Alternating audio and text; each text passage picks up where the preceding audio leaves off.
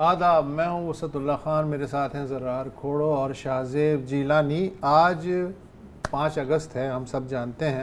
آج ہی کے دن 7 برس پہلے مودی حکومت نے ریاست کشمیر کا رہا سہا خود مختار تشخص بھی چھین لیا تھا، اور اتفاق کی بات ہے کہ آج 5 اگست کے ہی دن 3 برس پہلے پاکستان کی ایک بڑی سیاسی جماعت کے ایک بہت بڑے رہنما کو حراست میں لیا گیا۔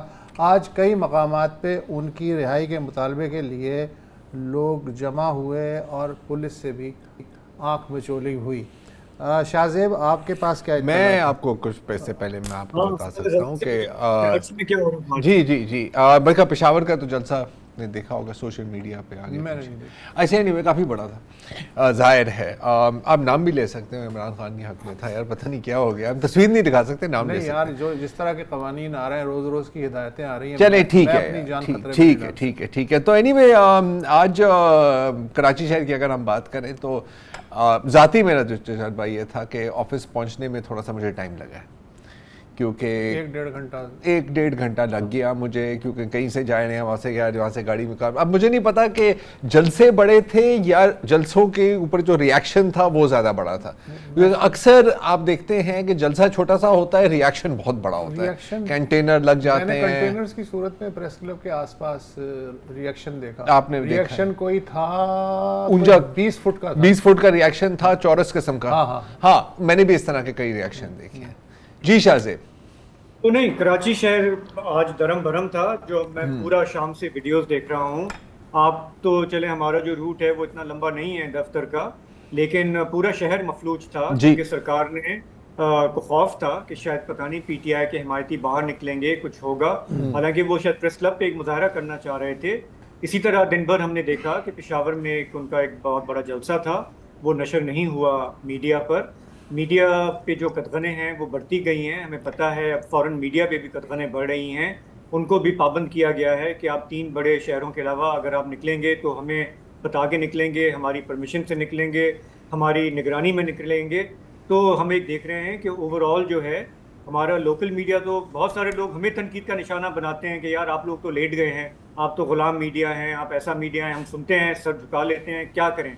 لیکن اس سب کے باوجود کہ میڈیا چلے مبینہ طور پر لیٹ گیا ہے، لاہور میں ایک سین ہمارے سامنے آیا کہ وہاں پہ جو ایوان عدل ہے، وہاں پہ لائرز کی ایک ریلی تھی، وہاں پہ کوریج کے لیے آج ٹی وی کے کورٹ رپورٹر وہاں پہ تھے، اور وہاں پہ جو لاہور پولیس ہے اس نے ڈنڈے چلائے اور اس نے اپنا دکھایا کہ ہم یہاں موجود ہیں اور ہم کیسے بیانی کو کنٹرول کرتے ہیں۔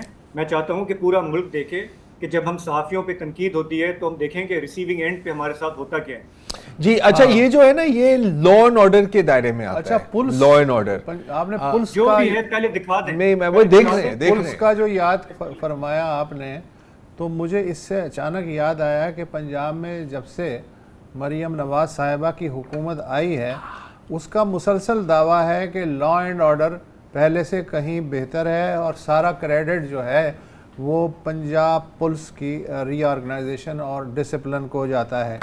2-3 دن سے لاہور سے جو اطلاعات ہمیں مل رہی ہیں، اس سے واقعی اندازہ ہو رہا ہے کہ پولیس سب کو اب ایک آنکھ سے دیکھتی ہے، اور قانون کے بارے میں تو اب سب جانتے ہیں، ہم بھی جانتے ہیں کہ اندھا ہی ہوتا ہے۔ وہاں پہ چیف منسٹر جو ہیں وہ بڑا فخر کرتی ہیں، اور ظاہر ہے کہ پورا صوبہ وہ چلا رہی ہیں، لاہور وہ چلا رہی ہیں، ہر چیز پہ آٹے کی بوری ہو، لیپ ٹاپ ہو، ان کی تصویر ہوتی ہے، اور ان کو بڑا فخر ہے کہ ہمارے یہاں جو سی ٹی ڈی ڈپارٹمنٹ ہے، کیا اس نے زبردست کام کیا ہے، کرائم جو ہے وہ نہ ہونے کے برابر ہے۔ C T D, Punjab counter terrorism department جو ہے، اس کا بار بار ذکر ہوتا ہے، اور ان کا کیپٹل پولیس جو ہے لاہور کی، اس کا بڑا چرچا ہوتا ہے۔ ہمیشہ سے میرا یہ بلیف رہا ہے کہ مسلم لیگ نواز جو ہے وہ پرسیپشن کریٹ کرنے میں میرا خیال ہے کہ نمبر 1 پارٹی ہے، جہاں پہ لوگوں کو تاثر ہو کہ جواب دہی بھی ہے، ہم موجود بھی ہیں۔ لیکن اگر آپ لاہور اور اس کے باہر دیکھیں تو آپ کو ایویڈنس کچھ اور ملتا ہے۔ ابھی ہم صرف چلیں لاہور پہ ہی فوکس کرتے ہیں، تخت لاہور پہ فوکس کرتے ہیں۔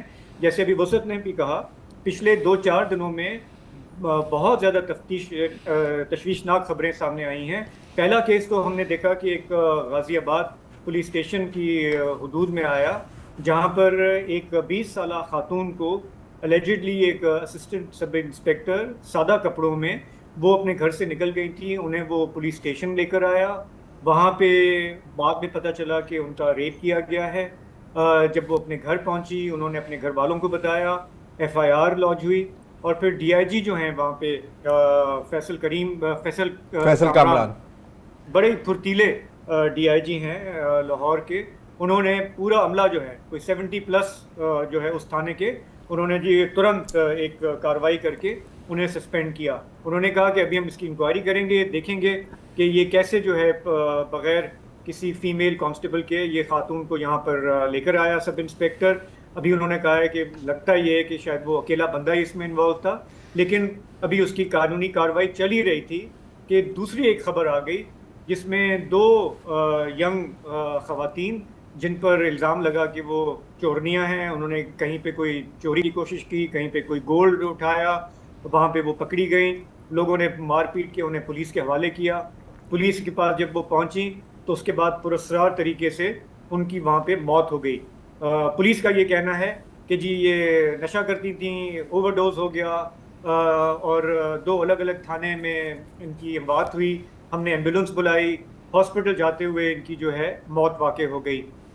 دونوں واقعات بہت ڈوجی ہیں، ان میں خواتین انوالو ہیں، اور آج دن بھر ہم نے کوشش کی کہ یہ جو DIG آپریشنز ہیں فیصل کامران ہمت کریں، تھوڑا سا آتے پروگرام میں بتاتے کہ کتنا وہاں پہ زبردست کام ہو رہا ہے، کتنی جواب دہی ہے پولیس والوں کی، لیکن انہوں نے اس سے گریز کیا۔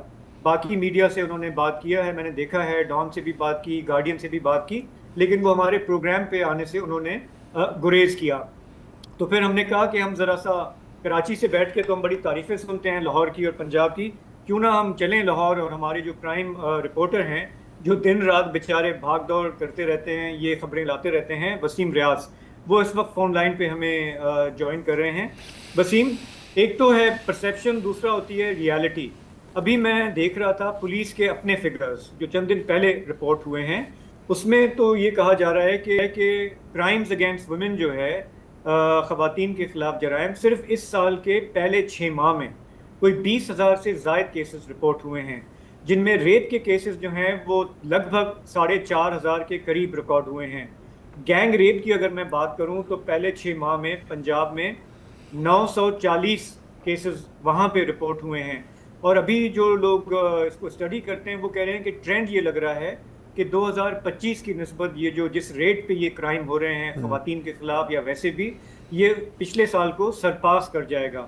یہ اعداد و شمار بھی پولیس کے اپنے ہیں جو انہوں نے ایسے پبلسائز نہیں کیے۔ یہ ایک رائٹ آف انفارمیشن اپلیکیشن تھی ایڈوکیٹ عبداللہ ملک کی، جس پہ وہ مجبور ہوئے، کوئی 9 ماہ لگا دیے انہوں نے یہ اعداد و شمار دینے میں، اور ابھی بھی ایڈوکیٹ صاحب کا کہنا ہے کہ یہ انکمپلیٹ ہیں، اور اس میں کہیں پہ بھی صحیح سے بتایا نہیں گیا کہ کنوکشن ریٹ کیا ہے، کیونکہ اس سے پولیس کی اپنی نااہلی ظاہر ہوتی ہے۔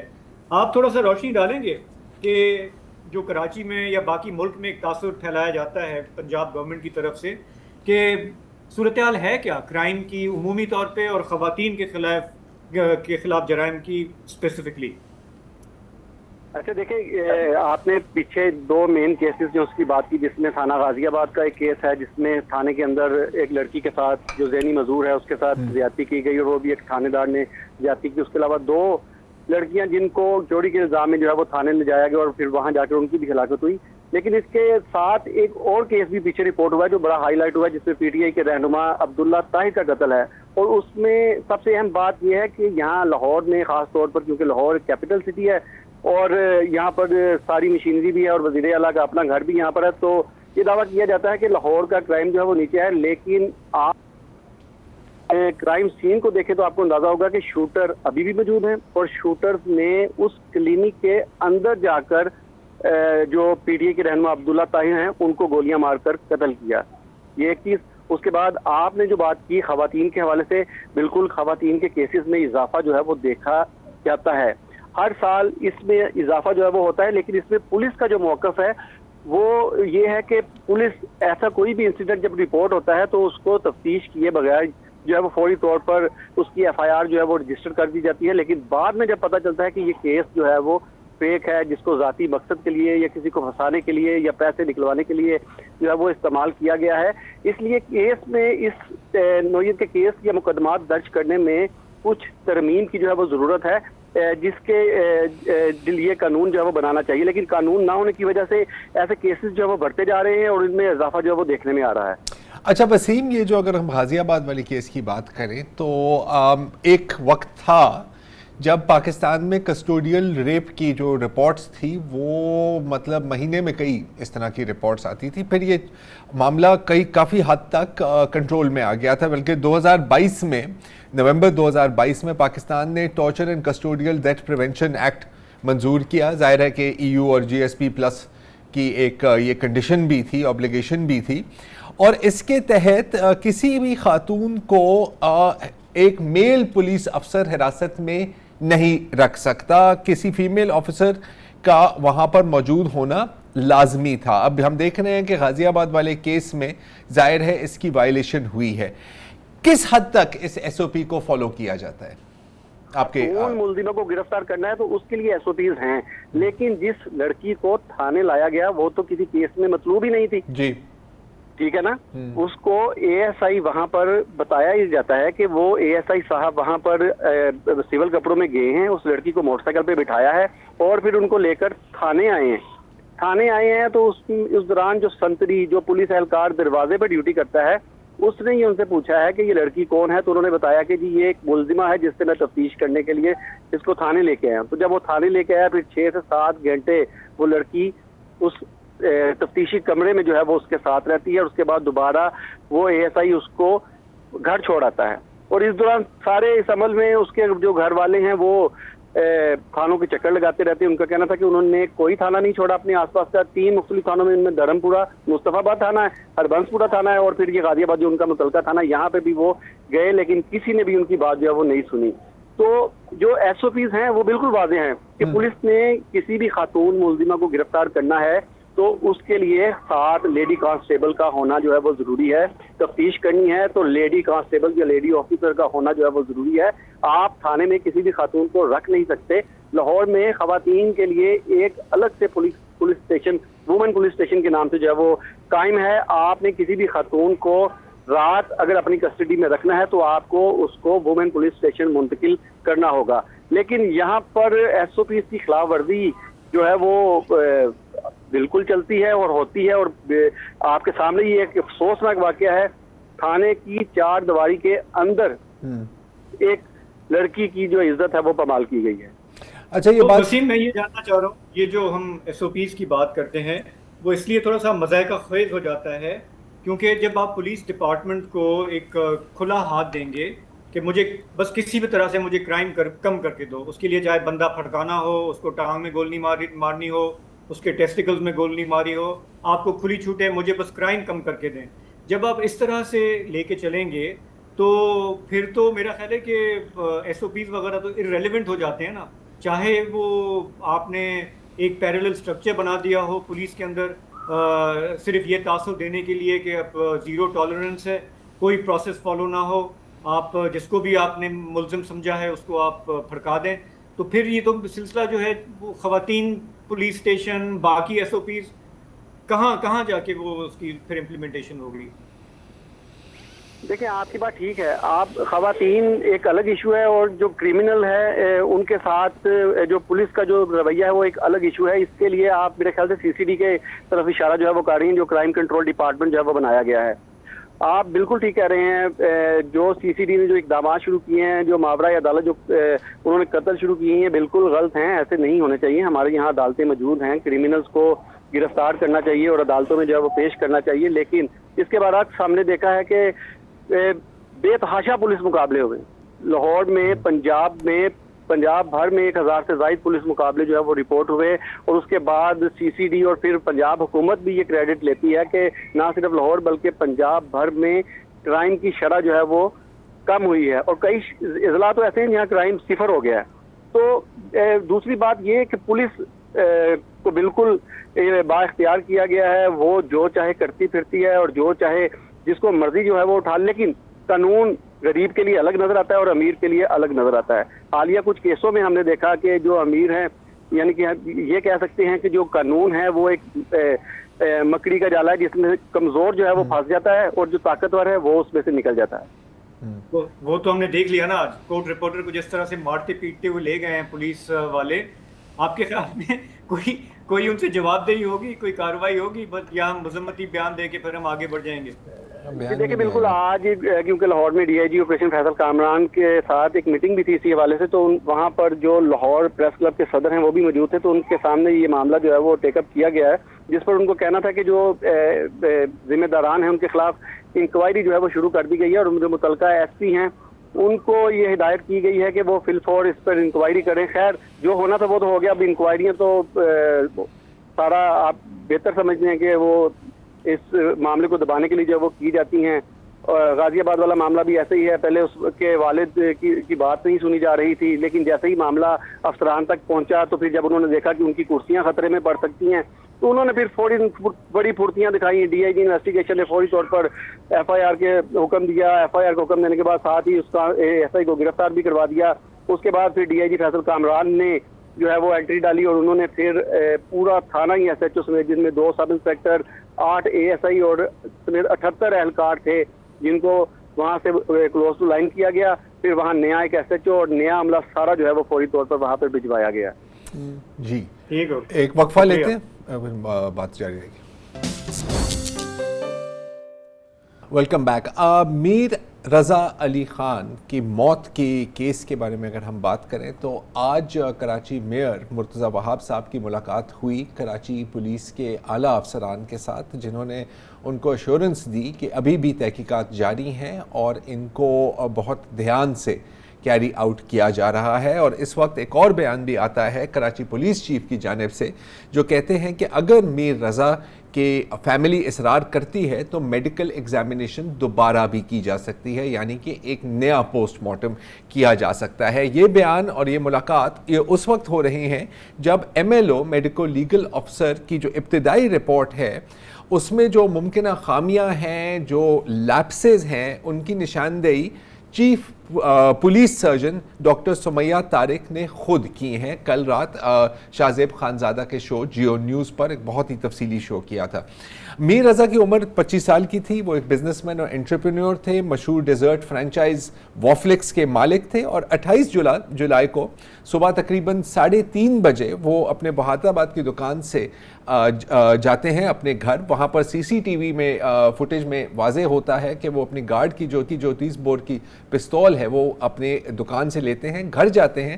گھر میں وہ اپنی گھر کی چابیاں، اپنی گاڑی کی چابیاں، اپنی والیٹ وہاں ہی چھوڑ دیتے ہیں، کچھ اپنے والدین کو پیسے ٹرانسفر کرتے ہیں اور پھر وہاں سے ان ڈرائیو ٹیکسی پکڑ کے وہاں سے نکل جاتے ہیں. ان کے والد صاحب کا کہنا ہے کہ اس میں یہاں تک کوئی حیران کن بات نہیں تھی، کیونکہ رضا کی ہمیشہ یہی روٹین تھی کہ وہ کام کے بعد یوزولی کہیں 1-2 گھنٹوں کے لیے نکلتا تھا. وہاں سے پھر ان ڈرائیو لے کر وہ جاتے ہیں گلستان جوہر. تقریباً رات کے 4:30 بجے وہ وہاں پر اکیلے ڈراپ ہو جاتے ہیں. جب ٹیکسی ڈرائیور کے ساتھ بات کی تو ٹیکسی ڈرائیور بتاتے ہیں کہ وہ ایک اچھے موڈ میں تھے بظاہر، اور اپنے پسندیدہ گانے بلوٹوتھ کے ذریعے سنتے ہوئے گئے اور ڈرائیور کو ڈبل پیسے دے کے کہا کہ میں ایک اہم میٹنگ کے لیے جا رہا ہوں. 2 دن بعد اس کی لاش گلستان جوہر کے شاہی قلعے کے گراؤنڈ میں کچھ جھاڑیوں کے قریب ملتی ہے. بعد میں سی سی ٹی وی فوٹیج میں یہ ظاہر ہوتا ہے کہ ان کے ہاتھ میں جو فون تھا وہ خود ہی پھینک دیتے ہیں. ان کا فون وہاں سے کوئی 200 گز دور ملا جب 3 مزدوروں نے اس کو ڈھونڈا، اور جب انہوں نے اپنی سم اس کے اندر ڈالنے کی کوشش کی تو ایک الرٹ کیا پولیس کو، کیونکہ اس وقت تک ان کی گمشدگی کی ایف آئی آر کٹ گئی تھی. یہ ساری باتیں پولیس بھی کنفرم کرتی ہیں اور ان ڈرائیو کے ڈرائیور ہیں وہ انہوں نے بھی خود کنفرم کیا ہے. اچھا، جو فون ہے اور اس کے ساتھ پستول کا ہولسٹر بھی ملتا ہے، لیکن پستول ابھی تک نہیں ملی. فون میں جو ڈیٹا ریکوری ہے پولیس کے مطابق اس میں کچھ میسیجز اور کچھ کانٹیکٹس ڈیلیٹ بھی کیے گئے تھے، کچھ کال ریکارڈز بھی ہیں، چیٹس کے اسکرین شاٹس بھی ہیں جو اپنی منگیتر کے ساتھ ان کی باتیں ہو رہی تھیں. اور یہ بھی کہا جا رہا ہے، ان چیزوں کی تحقیقات ابھی بھی جاری ہے، کہ انہوں نے اپنے کسی ایک قریبی دوست یا پارٹنر سے ایک لون کی فرمائش بھی کی تھی. Again this is all under investigation. اب پستول ابھی تک وہاں سے برآمد نہیں ہوئی، لیکن ایک اور سی سی ٹی وی فوٹیج ابھی منظر عام پر آئی ہے جس میں آپ دیکھ سکتے ہیں کہ ایک شخص جو بظاہر لگ رہا ہے کہ کچرا چننے والا کوئی شخص ہے، وہ وہاں سے گزرتا ہے. پولیس کی سوچ ہے کہ ہو سکتا ہے کہ اس نے وہاں سے پستول اٹھا دی گئی ہو، لیکن یہ چیزیں کلیئر نہیں ہیں. لیکن جو ایم ایل او کی جو ابتدائی رپورٹ آئی ہے اس سے سوالات کے جواب کم مل رہے ہیں بلکہ نئے سوالات جنم دے رہے ہیں. میری بھی بات ہوئی تھی ڈاکٹر سمیہ سے پہلے، کل پھر وہ ڈاکٹر شاہزیب خانزادہ کے شو پر بھی آئی تھی، اور جو سب سے جو اس میں جو عجیب بات ہے، کئی عجیب باتیں ہیں. ایک تو یہ ہے کہ اس کی سینے اور پیٹھ پر گولی کے انٹری اور ایگزٹ وونڈز ہیں. میملو کی رپورٹ میں بھی یہ شامل ہے، اور موقع پر جو پولیس ٹیم نے جو تصویریں لی ہیں اگر آپ وہ دیکھیں تو ان میں بھی یہ واضح ہے. لیکن ڈاکٹر سمیہ کا کہنا ہے کہ جو انٹری وونڈ ہے وہ قدرن بڑا ہے اور جو ایگزٹ وونڈ ہے وہ قدرن چھوٹا ہے، اور یوزولی موسٹ کیسز میں ایسا نہیں ہوتا. اچھا، ڈاکٹر سمیہ کلیئرلی بول رہی ہیں کہ یہ یوزولی ایسے ہوتا ہے، کچھ کیسز میں یہ الٹا بھی ہوتا ہے. انہوں نے خود اس باڈی کو ایگزامن نہیں کیا، لیکن تصاویر دیکھی ہیں اور ایم ایل او کی رپورٹ دیکھی ہیں. جو اس میں جو ایک واضح کوتاہی آپ کہہ سکتے ہیں وہ یہ ہے کہ لاش کی ہاتھوں کی کوئی گن پاؤڈر ریزیڈیو کی ٹیسٹنگ نہیں ہوئی، نہ ہی ان کے کپڑوں کی ہوئی ہے. یہ کہنا اس لیے ضروری ہے کیونکہ پولیس کا شک ہے کہ یہ خودکشی کا کیس ہے، اور اگر خودکشی کا کیس ہوتا، اگر اس نے خود اپنے ہاتھوں سے بندوق چلائی ہوتی تو ہاتھوں کے اوپر گن پاؤڈر ریزیڈیو ہوتا. یہ ایک ٹیل ٹیل سائن ہے. لیکن پتہ نہیں کیوں نہ انویسٹیگیٹنگ ٹیم نے وہاں اس کے سیمپل لیے اور نہ ایم ایل او نے پوسٹ مارٹم کے دوران سیمپل لیے. ایک اور جو سوال یہاں پہ پوچھا جا رہا ہے کہ اگر واقعی ہی اسی موقع پر اسی جگہ پر انہوں نے خودکشی کی یا ان کا قتل ہوا تو خون کہاں ہے؟ جتنا خون ایک انسانی جسم سے نکلنا چاہیے گن شاٹ وونڈ کے بعد، وہاں وہ جھاڑیوں میں یا زمین پہ یا اس کے کپڑوں پر بھی اس طرح اس لیولز میں نہیں پایا گیا. ڈاکٹر سمیہ اس بات کی بھی نشاندہی کرتی ہیں کہ جو ڈیکمپوزیشن ہے لاش کی وہ ان ایون ہے. میں نے بھی تصویریں دیکھی ہیں، اس میں واضح ہے کہ ٹانگوں میں کم ڈیکمپوزیشن ہے، لیکن جو جسم کا جو اوپر والا حصہ ہے، جو ٹورسو ہے اور جو سر ہے، اس میں شدید ڈیکمپوزیشن ہے. ان کی شکل کی حالت ایسی تھی کہ ان کے گھر والے صرف ان کی شناخت ان کی لباس، ان کے کپڑوں سے کر سکے. بہت ایک طرح سے لگ رہا ہے کہ انجریز ہیں، لگ رہا ہے کہ سویلنگ ہے. یقیناً یہ ڈیکمپوزیشن کی وجہ سے بھی ہو سکتی ہے. اس سوال کا جواب مل سکتا تھا اگر اس وقت ایم ایل او نے ہیڈ اور اسکل کا بھی ایگزامینیشن کی ہوتی کہ یہ پتہ لگے کہ کہیں سر پہ یا منہ کے اوپر کسی نے ان کو مارا تو نہیں ہے. اب ڈیکمپوزیشن اور وہاں پر جو موقع پر خون نہ ملنے سے ایک چیز انڈیکیٹ ہوتی ہے کہ شاید یہ ممکن ہے کہ وہاں قتل نہیں ہوا یا وہاں ان کی موت نہیں ہوئی، بلکہ وہاں سے ان کو شفٹ کیا گیا. ان ایون ڈیکمپوزیشن جو ہے وہ ڈاکٹر سمیہ میں بتاتی ہیں اس صورت میں ہوتا ہے کہ اگر جسم لاش کا کچھ حصہ کسی کور کے اندر ہو یا تو جھاڑیوں کے اندر ہو اور باقی ایکسپوزڈ ہو. یہاں پر اس کا الٹا تھا، ان کی پوری باڈی ایکسپوز تھی، اور پھر ان کے ہاتھ میں کچھ گھاس یا کوئی رسی بھی ہمیں نظر آتی ہے ملتے ہوئے. کئی سوالات ابھی باقی ہیں کہ ابھی جو 24 گھنٹے جو تھے ان کے غائب ہونے اور لاش برآمد ہونے میں ان میں کیا لوکیشن کیا ان کی موومنٹس تھیں. گلستان جوہر کے اس علاقے میں وہ کیوں گئے؟ ان کے والد صاحب خود کہتے ہیں کہ اگر خدا نخواستہ انہوں نے خودکشی کرنی بھی تھی وہ گھر پہ بھی ہو سکتی تھی، کہیں اور بھی ہو سکتی تھی.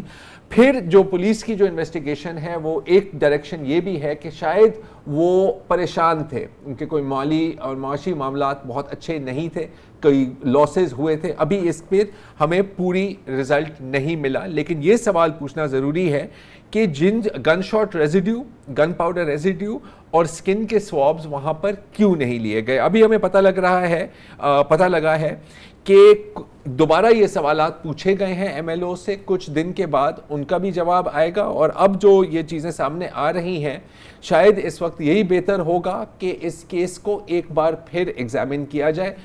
ایسا نہیں ہونا چاہیے کہ پولیس سرجن کی ڈپارٹمنٹ جو اپنے ہی ڈپارٹمنٹ کی کارکردگی پر ہی سوال اٹھا رہے ہیں، اور میرا خیال ہے کہ ایک اچھی بات ہے، یہ ایک پازیٹیو بات ہے.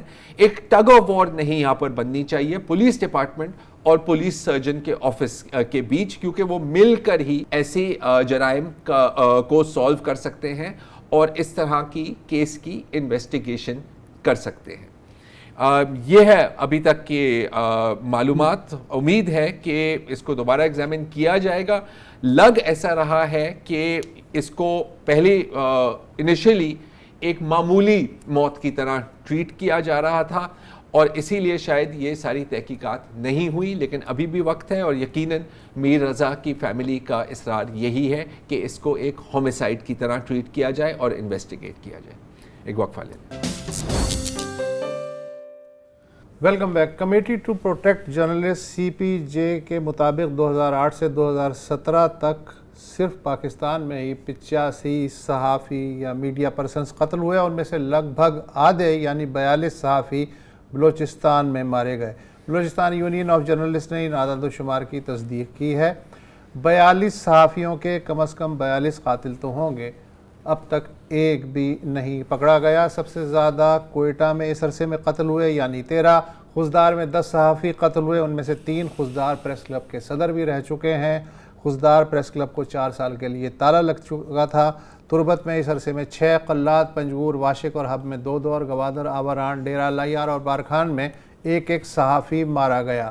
یہ میں ایک مضمون کا اقتباس پڑھ رہا تھا جو کل ہی روزنامہ ڈان میں چھپا تھا، اور یہ بسم اللہ جان صاحب نے جو کوئٹہ میں ہوتے ہیں اور روزنامہ انتخاب سے منسلک ہیں، ان کا یہ مضمون تھا۔ اس وقت وہ بسم اللہ جان صاحب ہمارے ساتھ موجود ہیں۔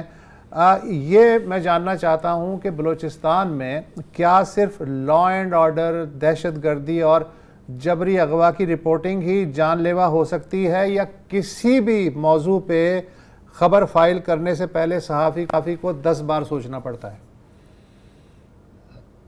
جی، سب سے پہلے بہت شکریہ اس موضوع پر مجھے مدعو کرنے کے لیے۔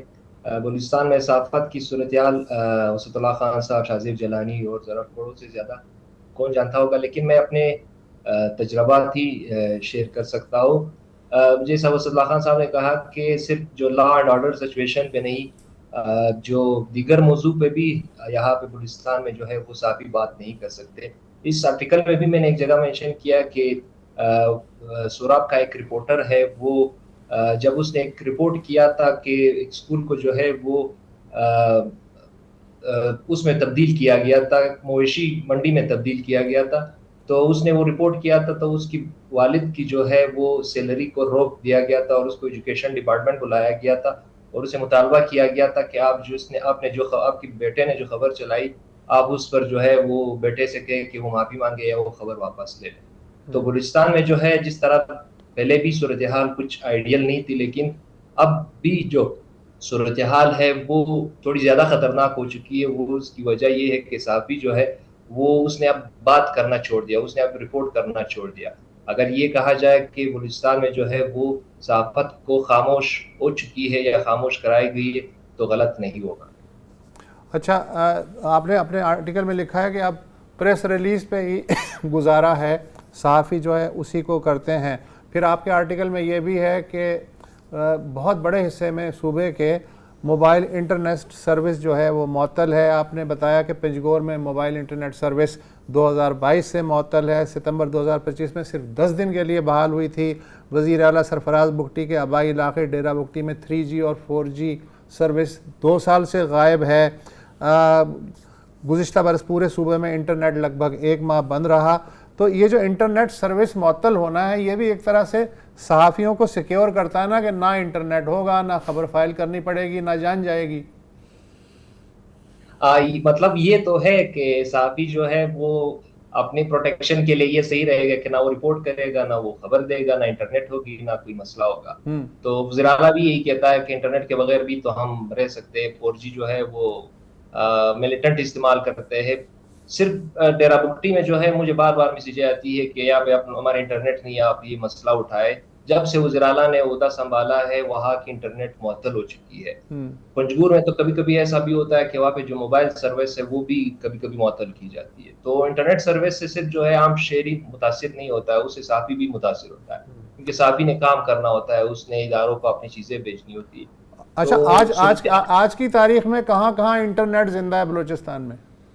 آج کی تاریخ میں کوئٹہ میں کل انٹرنیٹ معطل تھی، آج تو پھر بھی کام کر رہی، لیکن اگست کا مہینہ ہے، کبھی بھی یہ پورے مہینے کے لیے معطل ہو سکتا ہے جس طرح پچھلی سال معطل ہوا تھا۔ اچھا بسم اللہ صاحب، آپ غالباً 2 سالوں سے اس شعبے کے ساتھ وابستہ ہیں، چلے ایک وقفہ لیتے ہیں اس کے بعد سوال۔ ویسے تو صحافت پورے پاکستان میں ہی مشکل اور خطرناک ہوتی جا رہی ہے، لیکن بلوچستان میں یہ قصہ پرانا ہے۔ وہاں کے صحافی دوستوں سے جب بھی ملاقات ہوتی ہے تو نظر آتا ہے کہ وہ کس ذہنی اذیت میں مبتلا ہوتے ہیں، کس طرح اپنا کام کر رہے ہوتے ہیں۔ بسم اللہ جان کوئٹہ سے ہمارے ساتھ ہیں۔ بسم اللہ، یہ بتائیے گا کہ جو پریشرز آپ پہ آتے ہیں کم از کم 2 اطراف سے تو آتے ہیں، سرکار کی سطح پہ بھی اور پھر جو ہمارے ہاں دوسرے لوگ ہیں جن کا اپنا ایجنڈا ہے، جو مارا ماری میں یقین رکھتے ہیں، وہ بھی صحافیوں کو پریشر دیتے ہیں۔ بتائیں گے کیسے نیویگیٹ کرتے ہیں کہ اپنی جان بھی سلامت رہے، کام بھی چلتا رہے؟ ان پریشرز کو آپ سمیت دوسرے صحافی کوئٹہ کے کیسے ہینڈل کرتے ہیں؟ اصل میں کوئٹہ میں تو صحافت ابھی بہت، یہاں پہ جو مین اسٹریم چینلز ہے وہ تو ابھی عالیہ زیارت کا ایک واقعہ تو اس کا دھرنا تھا، تو اس کی کوریج نہ ہونے کی برابر تھی۔ صرف وہ جو حکومتی مذاکرات کامیاب اور ناکام ہونے تھے وہ صرف مین اسٹریم میڈیا پر آ رہے تھے، وہ جو لوگوں کے موقف تھے وہ میڈیا پر نہیں آ رہے تھے۔ بزدار کا ایک صحافی ہے، اس سے میں نے پوچھا کہ آپ لوگوں کو جو تھریٹس آتے ہیں یا آپ جو سیکیورٹی کی خبریں ہوتے ہیں یا وہ چیزیں ہوتی ہیں تو پھر آپ کس طرح کام کرتے ہیں؟ اس نے کہا ابھی پہلے تو یہ بات ہے کہ ہم یہ جو مسنگ پرسن ہے یا سیکیورٹی ریلیٹڈ ایشوز ہے اس پہ تو ہم بات کرتے ہی نہیں۔ اس کی وجہ یہ ہے کہ ایک تو یہ ہے کہ ہماری جان کی اپنی حفاظت کے لیے، اور دوسرا جو ہے کہ ریڈ لائن کراس نہ ہو جائے، کیا بتایا کہ ایک لفظ ادھر ادھر ہو جائے اور پھر جو ہے ہمیں اپنی جان سے ہاتھ دھو بیٹھے۔ تو بلوچستان خاص کر نیویگیٹ کرنے کے لیے جو ہے کس طرح کرتے ہیں، یہی ہے کہ آپ جو ہے وہ بہت سی چیزوں پر بات نہ کرے، خاموش رہے۔ تو خاموشی جو ہے وہ سب سے زیادہ اچھی اسٹریٹجی سمجھی جاتی ہے، اس کو کہتے ہیں چلنگ ایفیکٹ۔ بسم اللہ صاحب، اب یہ جو تصویر آپ نے ہمارے لیے بنائی ہے، اور ظاہر ہے ہم بھی جانتے ہیں کہ کیا صورتحال ہے، آپ کو کس نے کہا تھا کہ آپ اس شعبے کا حصہ بنے؟ کیا مطلب آپ سمجھ رہے ہیں کہ آپ اسی فیلڈ میں رہنا چاہ رہے ہیں، یا آپ سوچ رہے ہیں کہ شاید کوئی اور بہتر کام بندہ ڈھونڈ لے؟ کیا سوچ کر آئے تھے یار؟ جی یہ بات ہمیں مطلب روزانہ بھی ملتی ہے کہ ایک تو یہ ہے کہ آپ کے اس فیلڈ میں آپ کو سیلری اچھی نہیں ملتی ہے، اپرچونیٹیز نہیں ہے، دوسرے یہ ہے کہ آپ کو ہر روز ان چیزوں کا سامنا کرنا پڑتا ہے۔ ابھی تو پیکا ایسا یوز ہو رہا ہے کوئٹہ میں کہ ہر دوسرا دن کسی نہ کسی صحافی یا میڈیا ایکٹیوسٹ پہ جو ہے یہاں پہ پیکا کا کیس ہوتا ہے۔ تو لوگ یہی مشورہ دیتے ہیں کہ اس فیلڈ میں کیا رکھا ہے، ہم آ چکے ہیں، اب ہم کہہ رہے ہیں کہ ہم سیکھے، اور آپ جیسے لوگوں سے انسپائر ہو کے ہم اس فیلڈ میں آئے، اسد اللہ خان صاحب سے انسپائر ہوئے، شاہ زیب جیلانی سے انسپائر ہوئے، تو آگے چل کے بھی کام کرنے کی کوشش کریں گے اگر موقع ملا تو۔ اچھا بسم اللہ جان، صحافیوں کے تحفظ کا قانون جو ہے وہ صوبائی اسمبلی نے منظور کرنا تھا، 2 سال سے منظور کر رہی ہے، کب تک ہو جائے گا؟ اس پہ بھی میں نے تھوڑی وہ دی ہے کہ جو جرنلسٹ پروٹیکشن بل ہے، جس طرح سندھ اور فیڈرل نے پاس کیا، وہ بلوچستان میں کیوں پاس نہیں ہو رہا ہے۔ میں نے تھوڑا بی جے کے جو پریزیڈنٹ ہیں منظور احمد رند صاحب، اس کو تھوڑا تنگ کرنے کی بھی کوشش کی کہ یہ بل کیوں پاس نہیں ہو رہا ہے، آپ فیڈرل کا بل بھی تو اڈاپٹ کر سکتے ہیں یا پہ پاس کروا سکتے ہیں۔ اس نے کہا کہ ہمارے 1-2-3 چیزوں پہ کنسلٹیشن جاری ہے، تو ہم یہ بل جو ہے وہ جلد گورنمنٹ کے حوالے کریں گے کہ وہ اس بل کو پاس کرے، اور شاہدرین نے اس کا وعدہ بھی کیا ہے کہ وہ اس بل جو ہے وہ تمام سٹیک ہولڈرز کو ساتھ لے کر اس بل کو پاس کریں گے۔ ٹھیک ہے، چلیں۔ میں بس اتنی بات کرنا چاہ رہا ہوں کہ ہمارے یہاں جرنلسٹ سیفٹی کے حوالے سے ٹریننگز ہونی چاہیے۔ جو کانفلکٹ ایریاز میں لوگ ہیں، بسم اللہ جان جیسے نوجوان ہیں جو شوق سے اس طرف آتے ہیں، اور ہم اکثر ان کو یہی کہتے ہیں کہ سب سے پہلے ڈیوٹی جو ہے نا وہ آپ کی اپنی جان کی حفاظت ہے، اپنی فیملی کی حفاظت ہے، باقی ساری باتیں بعد میں ہوتی ہیں۔ ہمارے ہاں جو صحافیوں نے قیمت ادا کی ہے اپنی جان کے حوالے سے، اپنے اوپر ظلم سہ کے، وہ لسٹ پہلے سے کافی لمبی ہے، ہم اس میں مزید اضافہ نہیں دیکھنا چاہتے۔ ہمارے بہت سارے صحافی جو آج اس دنیا میں نہیں ہیں، آج ان کا کوئی نام بھی لینے والا نہیں ہے، وہ اپنی لائن آف ڈیوٹی میں وہ مارے گئے. تو بالکل ایک پیشہ ہے، ہمیں اپنا فرض ادا کرنا ہے، لیکن not at the cost of our own lifes and putting our families into difficulty. تو بس یہ آپ نے ذہن میں رکھنا ہے. باقی تو ہیں مشکلات ہیں، اسے ہمیں نیویگیٹ کرنا ہے، اور ٹریننگز جو ہیں وہ ضرور لینی ہیں جرنلسٹ سیفٹی کی. جب اپرچونٹی ملے وہ آپ ضرور لیں. اس سے تھوڑا سا آپ محتاط ہو جائیں گے، تھوڑا سا آپ کی سیفٹی شاید بڑھ جائے گی. صحیح. جی ہاں وہ ہے مغل اعظم کا گانا مجھے یاد آ رہا ہے، جب پیار کیا تو ڈرنا کیا. بسم اللہ جان صاحب، بہت شکریہ آپ کا، آپ نے وقت نکالا. پروگرام کا وقت بھی یہاں مکمل ہوتا ہے، انشاءاللہ کل پھر ملتے ہیں. خدا حافظ.